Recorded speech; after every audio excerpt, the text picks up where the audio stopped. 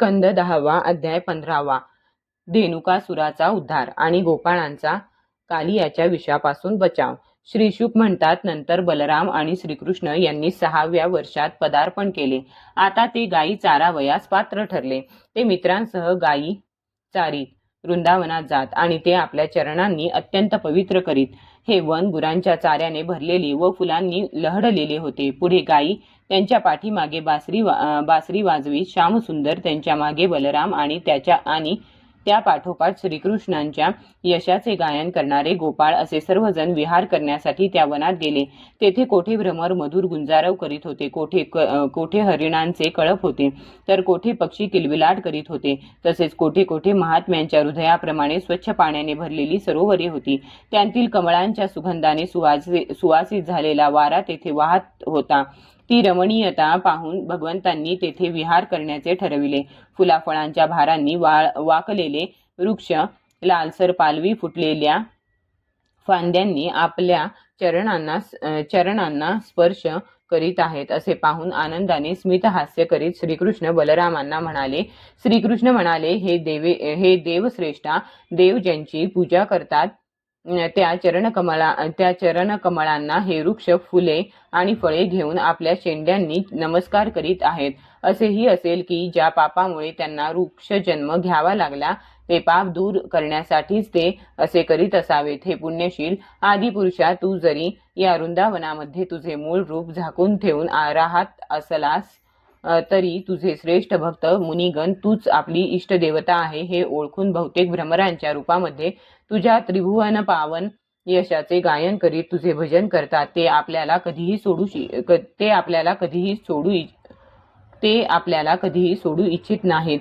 हे स्तुत्य बंधो, तू आपल्या घरी आल्याचे पाहून हे मोर आनंदाने नाचत आहेत. गोपिकांप्रमाणे या हरिणी तुझ्याकडे प्रेमळ नजरेने पाहून तुला प्रसन्न करीत आहेत. या कोकिळा मधुर कुहूरवाने आपले स्वागत करीत आहेत. घरी आलेल्या अतिथीचे स्वागत करणे हा सत्पुरुषांचा स्वभावच असतो. अतिथी धर्म पाळणारे हे वनवासी धन्य होत. येथील भूमी आज गवतझुंडपांसह तुझ्या चरणांच्या स्पर्शाने धन्य झाली आहे. येथील वृक्षवेली तुझ्या हातांचा स्पर्श झाल्याने स्वतःला धन्य मानित आहेत. तुझ्या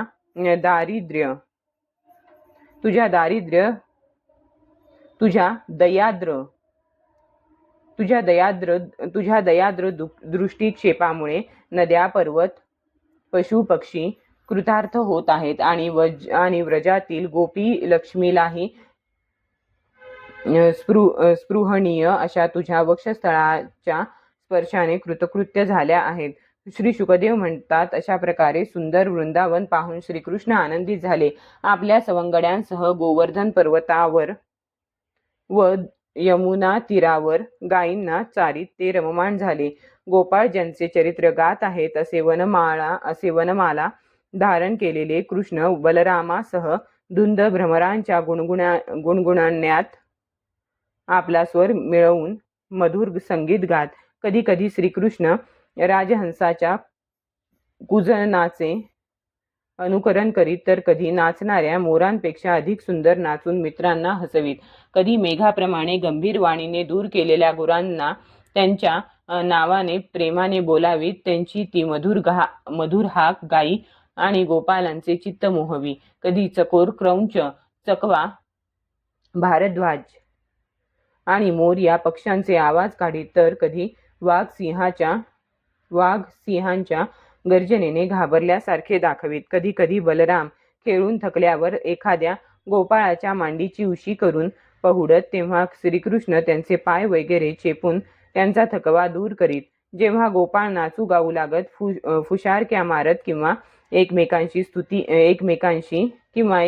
कुस्ती खेळत, तेव्हा दोघे भाऊ हातात हात घालून उभे राहत आणि हसून शाबास शाबास म्हणत. कधी कधी स्वतः श्रीकृष्ण सुद्धा कुस्ती खेळता खेळता थकून जाऊन एखाद्या झाडाखाली कोवळ्या पालवीच्या शय्येवर एखाद्या गोपाळाच्या मांडीवर डोके ठेवून पहुडत. त्यावेळी काही पुण्यवंत श्रीकृष्णांचे पाय चेपू लागत आणि दुसरे काही पुण्यशील बालक त्यांना पंख्यांनी वारा घालू लागत. हे राजा, जेव्हा हृदय प्रेमाने उचंबळून येई तेव्हा काही गोपाळ हलक्या आवाजात श्रीकृष्णांच्या लीलांना अनुरूप अशी मनोहर गीते गाऊ लागत. अशा प्रकारे भगवंतांनी आपल्या योगमायेने आपले खरे स्वरूप झाकून ठेवले होते. ते अशा काही लीला करीत की ज्या हुबेहूब गोप बालकांच्या सारख्याच वाटत. स्वतः भगवती लक्ष्मी ज्यांच्या चरणकमलांच्या सेवेमध्ये संलग्न असे, तेच भगवान या खेड्यातील बालकांबरोबर ग्रामीण खेळ खेळत असत. परंतु कित्येक वेळा त्यांची ईश्वरी लीला सुद्धा प्रगट होत असे.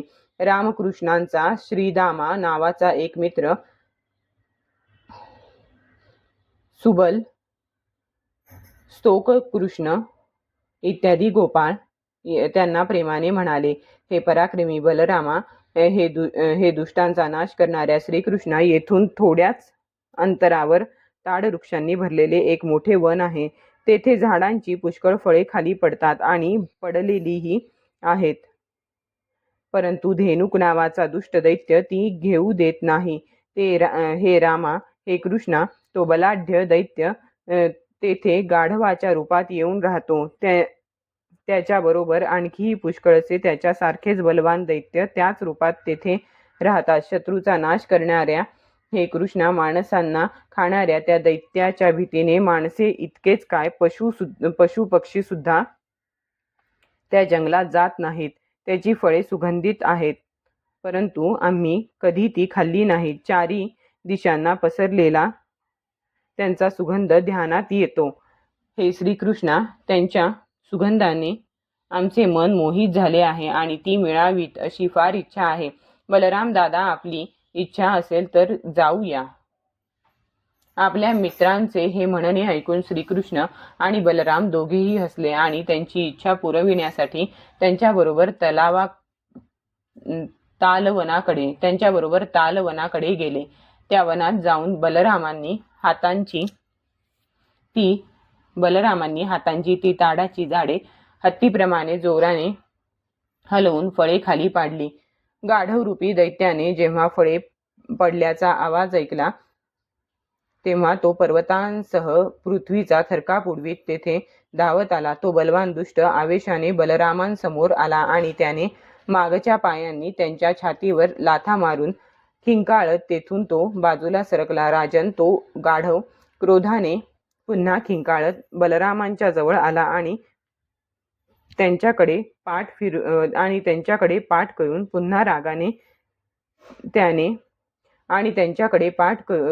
पुन्हा रागाने त्याने आपल्या मागच्या पायांनी त्यांच्यावर लाथा झाडल्या. बलरामांनी एकाच हाताने त्याचे 2 पाय धरले आणि त्याला आकाशात गरगर फिरवीत एका ताडाच्या झाडावर आपटले. फिरवीत असतानाच त्या गाढवाचे प्राण निघून गेले होते. त्याच्या आपटण्याने ज्याचा वरील भाग अतिशय विस्तृत होता असा तो महान ताडवृक्ष स्वतः कडकडाट करीत तुटून पडलाच. पण पडताना दुसऱ्या एका वृक्षाला सुद्धा त्याने पाडले. दुसऱ्याने, तिसऱ्याने, चौथ्याला असे करीत पुष्कळसे ताडवृक्ष मोडून पडले. बलरामांनी लीलेने फेकून दिलेल्या गाढवाच्या शरीराच्या आघाताने तेथील सगळे ताडवृक्ष सोसाट्याच्या वाऱ्याने हलावेत तसे गदागदा हलले. हे राजा, जगदीश्वर अनंत भगवानांच्या बाबतीत यात काय आश्चर्य? कारण वस्त्रामध्ये दोरे असावेत त्याप्रमाणे हे सारे जग त्यांच्यामध्ये ओतप्रोत भरलेले आहे. त्यावेळी धेनुकासुराचे बांधव गाढव आपला नातलग मारला गेल्याचे पाहून क्रोधाने रामकृष्णांवर आवेशाने तुटून पडले. राजन, त्यांच्यापैकी जे जे कोणी जवळ आले त्यांना बलराम आणि श्रीकृष्णांनी अगदी सहजगत्या मागचे पाय पकडून ताडवृक्षांवर आपटले. त्यावेळी तेथे जमिनीवर चहूकडे पसरलेली ताडाची फळे, तुटून पडलेले वृक्ष आणि दैत्यांची प्रेते यांनी जमीन आच्छादली गेली. ढगांमुळे आकाश झाकाळून जावे तसे त्यांचा हा महान पराक्रम पाहून देव त्यांच्यावर फुलांचा वर्षाव करू लागले आणि वाद्ये वाजवून स्तुती करू लागले. ज्या दिवशी धेनुकासूर मेला त्या दिवसापासून लोक निर्भय होऊन त्या वनातील ताडफळे खाऊ लागली आणि जनावरे स्वच्छंदपणे चरू लागली. त्यानंतर ज्यांचे श्रवण कीर्तन पुण्यकारक आहे असे त्यानंतर ज्यांचे श्रवण कीर्तन पुण्यकारक आहे असे कमलदलाप्रमाणे डोळे असलेले श्रीकृष्ण ज्येष्ठ बंधू बलरामांसह वज्रामध्ये आले. त्यावेळी त्यांचे साथीदार त्यांच्याबरोबर त्यांची स्तुती करीत निघाले होते.